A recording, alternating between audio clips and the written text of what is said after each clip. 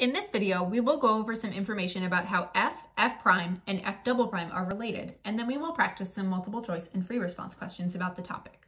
Most of the information in the box here will be reviewed. When the original function f of x is increasing, f prime of x, its derivative, is greater than 0. When f of x is decreasing, f prime of x is less than 0. F of x has a relative max where f prime of x is equal to 0 and changes from positive to negative. F of x has a relative minimum when f prime of x is equal to 0 and changes from negative to positive. F of x is concave up when f prime of x is increasing, and therefore when f double prime of x is greater than 0. F of x is concave down when f prime of x is decreasing, and so therefore f double prime of x is less than 0. F of x has a point of inflection at points where f prime of x, the first derivative, changes from increasing to decreasing or vice versa and has a relative maximum or minimum. Or f of x has a point of inflection when f double prime of x is equal to 0 and changes signs. We're going to use this information to answer the multiple choice questions in this video. The function f has the property that f of x is greater than 0, f prime of x is greater than 0, and f double prime of x is greater than 0 for all x. Which of the following could represent the graph of f? If f of x is greater than 0, that means that the entire graph should be above the x-axis because all of the f of x values or the y values will be positive. So we can eliminate answer choice B because the values are below the x-axis. F prime of x is greater than 0. That means that f of x should be increasing the entire time. F of x is increasing in answer choice A, it's increasing in answer choice C, but in D, f of x is decreasing. Therefore, we can eliminate D. F double prime of x also has to be greater than 0 for all x. F double prime of x being greater than 0 means that the curve is concave up. The curve for A is concave down, but the curve for C is concave up, so C is the correct answer. The graph of y is shown. Assume y has a point of inflection at x equals A, right here. So at x equals A, the curve is changing from, it looks like concave down to concave up. On which interval or intervals are dy dx and the second derivative both positive? So we are looking for the first derivative to be positive. Y prime needs to be greater than 0, and y double prime needs to be greater than 0. Y prime being greater than 0 means that the function is increasing. Our function is increasing on the interval from B to C. The second derivative being positive means that the function must be concave up. The function is concave up on the open interval from A to C and beyond C. However, the function must be both increasing and concave up, and that is only taking place on the open interval from B to C. Technically, it is happening beyond C, but since our answer choices are only on these open intervals, we're going to pick the one where all the criteria are met, which in this case is choice C.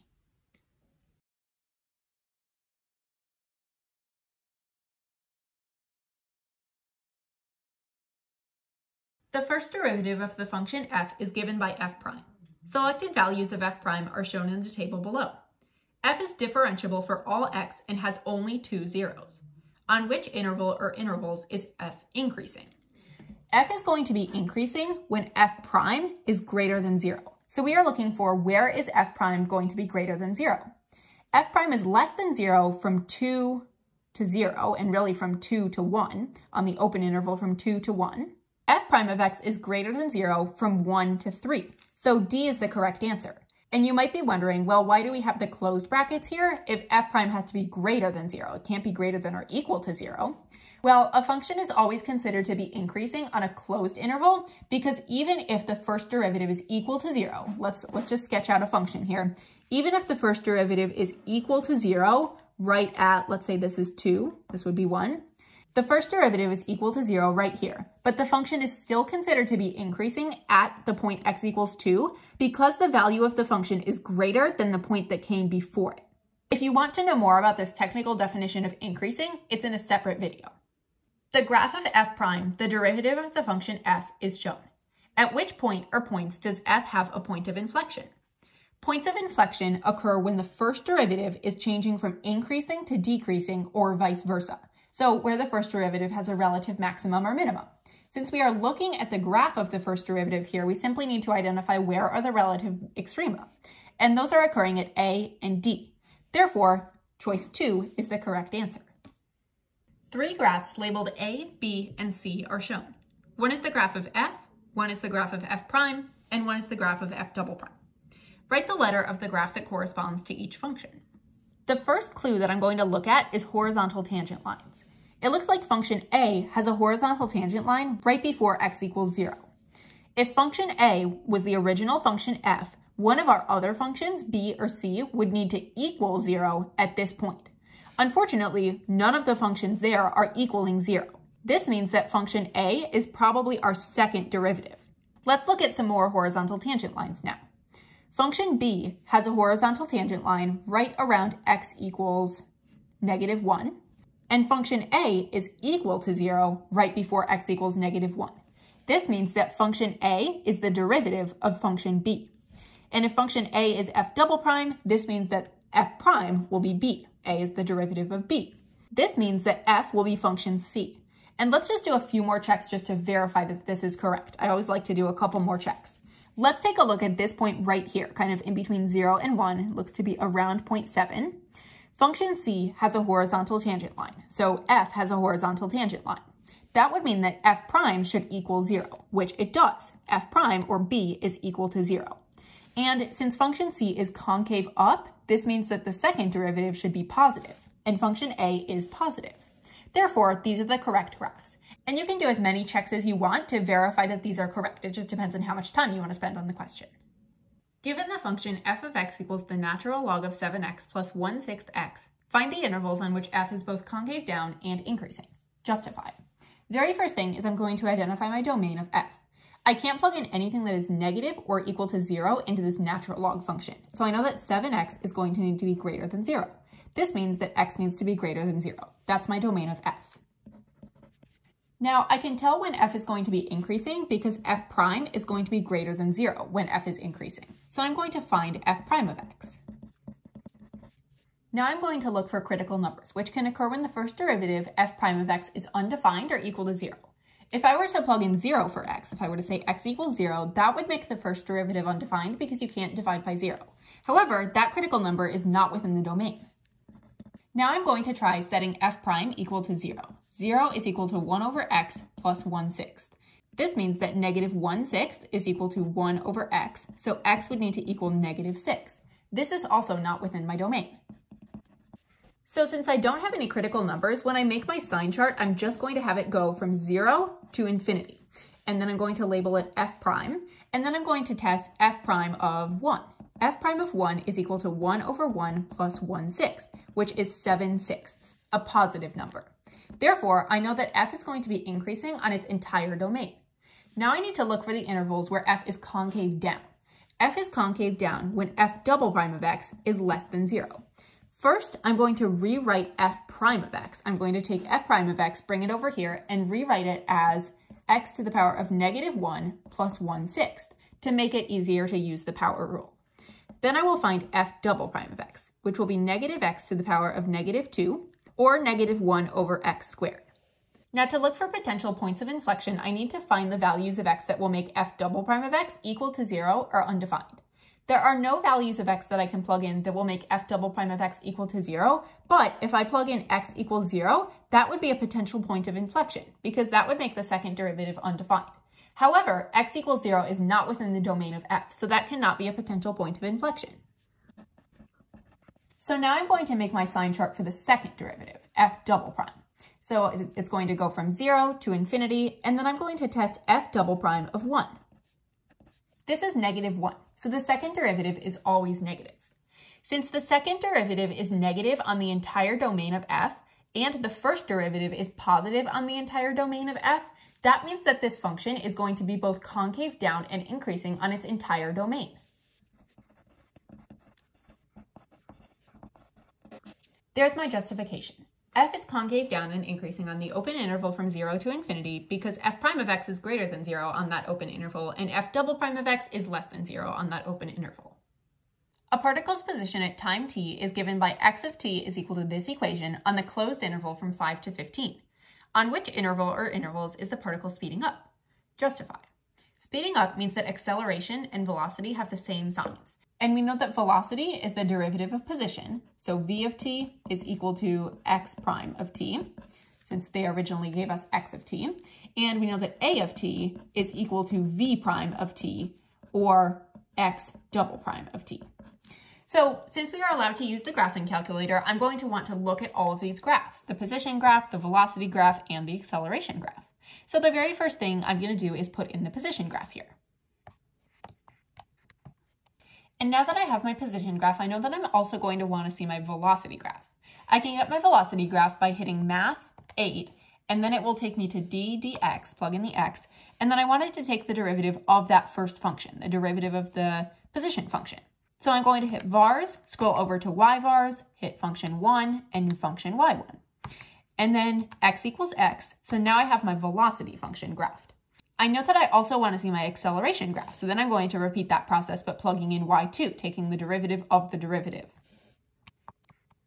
Now before I look at my graph, I want to change my window. My window is only going to go from 5 to 15. And I also really only care about the acceleration and the velocity graphs. I don't need to see the position graph because I only need to see when the velocity and acceleration graphs have the same sign. So then I will hit the graph button.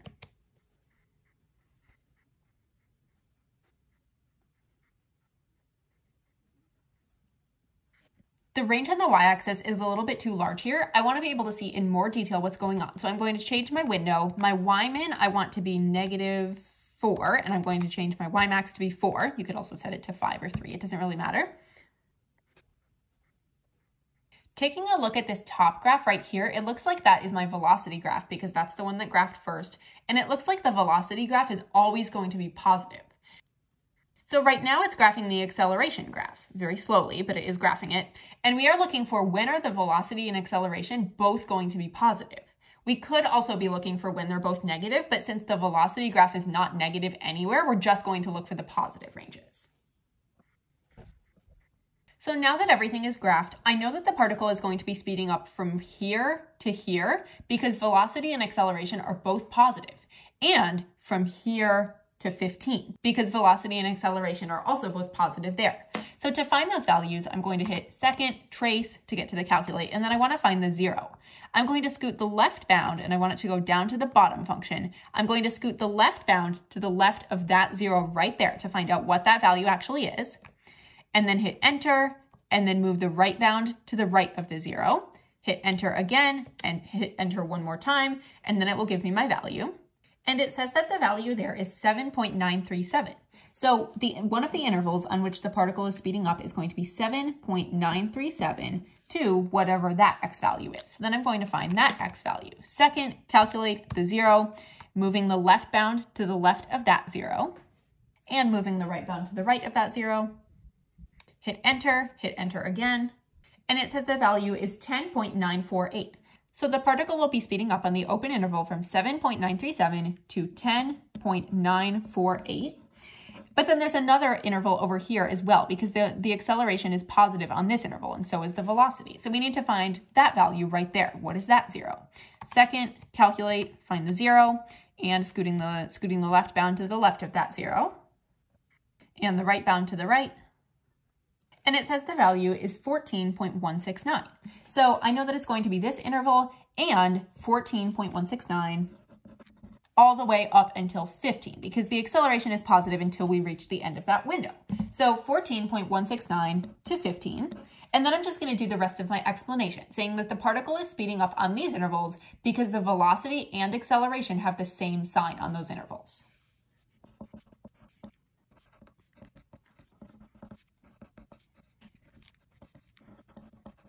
There is my full explanation. The graph of the twice differentiable function g is shown. Which of the following is true? So we need to compare g double prime of 2, g prime of 2, and g of 2. If we look at g of 2, we see that g of 2 is equal to 0. So I'm just going to jot that down. G prime of 2 references whether g is increasing or decreasing at x equals 2. G is increasing at x equals 2. Therefore, g prime of 2 is greater than 0. The second derivative, g double prime of 2, references the concavity of the graph. If g double prime of 2 is positive, that means that the curve is concave up at x equals 2.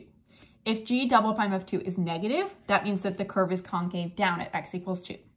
We can see that the curve is concave down at x equals 2. Therefore, g double prime of 2 is going to be less than 0.